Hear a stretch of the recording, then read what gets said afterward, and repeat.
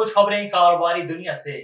पाकिस्तान में सरमायाकारी के लिए सऊदी अरब का वफ्द आज इस्लामाबाद पहुंचेगा। याद रहे कि 3 रोजा पाक सऊदीया सरमायाकारी कॉन्फ्रेंस कल से इस्लामाबाद में शुरू होगी, जिसके लिए सऊदी अरब का वफ्द पाकिस्तान पहुंचेगा। ज़राए के मुताबिक वफ्द सऊदी फर्माबरदार मोहम्मद बिन सलमान की खुसूसी हदायत पर पाकिस्तान का दौरा कर रहा है।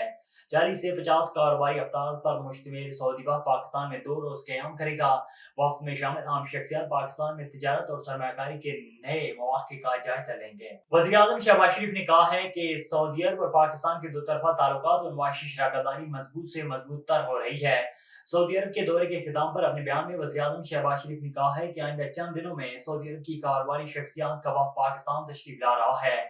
कारोबारी शख्सियत के वक्त से दोनों ममालिक में मुआशी शराकतदारी की रफ्तार मजीद तेज होगी। वज़ीर आज़म ने कहा है कि क़यादत की सतह पर होने वाली मुखालमत को अमली शक्ल देने के लिए पूरी मेहनत से काम करेंगे।